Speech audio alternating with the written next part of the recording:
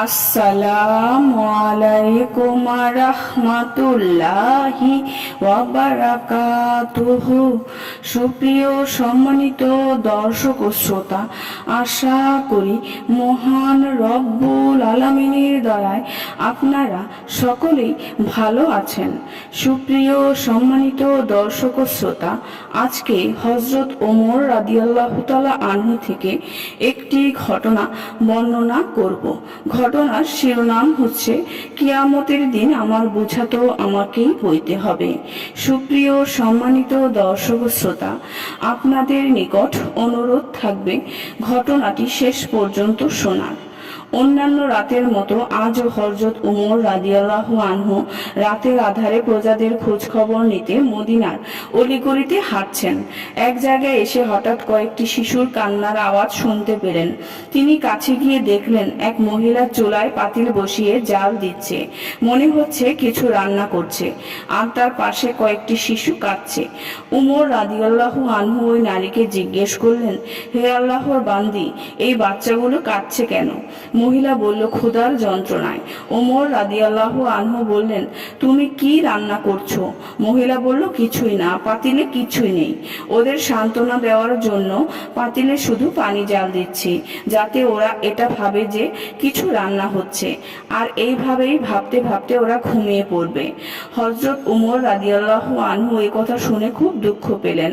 এরপর তিনি দ্রুত বাইতুল মালে গেলেন এবং একটি ব্যাগে করে নিয়ে তাতে আটা, ঘি, চর্বি, খেজুর, কাপড় ও কিছু দিরহাম ভরে খাদেম আসলামকে বললেন, এগুলো আমার পিঠে তুলে দাও।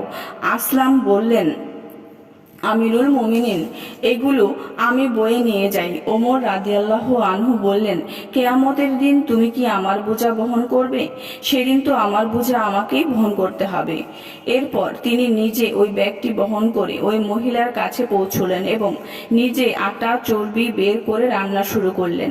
নিজ হাতে খাবার নাড়তে লাগলেন, চুলায় ফু দিতে লাগলেন। চুলার ধোঁয়া বের হয়ে তার দাড়িতে লাগতে লাগলো। কিছুক্ষণ পর খাবার রান্না শেষ হলো। তিনি নিজ হাতে ওই শিশুদের খাবার দিলেন, তারা খেতে লাগলো। ওমর রাদিয়াল্লাহু আনহু খাদেমকে নিয়ে ঘরের বাইরে অপেক্ষা করতে লাগলেন। শিশুরা খেয়ে তৃপ্ত হয়ে খেলতে শুরু করলো। এরপর ওমর রাদিয়াল্লাহু আনহু সেখান থেকে খাদেমকে নিয়ে চলে এলেন। বাড়ি ফেরার পথে ওমর রাদিয়াল্লাহু আনহু খাদেম আসলামকে বললেন, আসলাম, তুমি কি জানো আমি কেন এত সময় ওখানে অপেক্ষা করলাম? আসলাম বললেন, না। ওমর রাদিয়াল্লাহু আনহু বললেন, আমি ওই শিশুদের কাঁদতে দেখেছিলাম, তাই যতক্ষণ তাদের খুশি না দেখি ততক্ষণ পর্যন্ত তাদের ছেড়ে আসতে মন চাচ্ছিল না। তাদের খুশি দেখে আমার অন্তরও খুশি হয়ে গেল, তাই এখন চলে এলাম। সুপ্রিয় সম্মানিত দর্শক ও শ্রোতা, আজকের ঘটনাটি এই পর্যন্তই।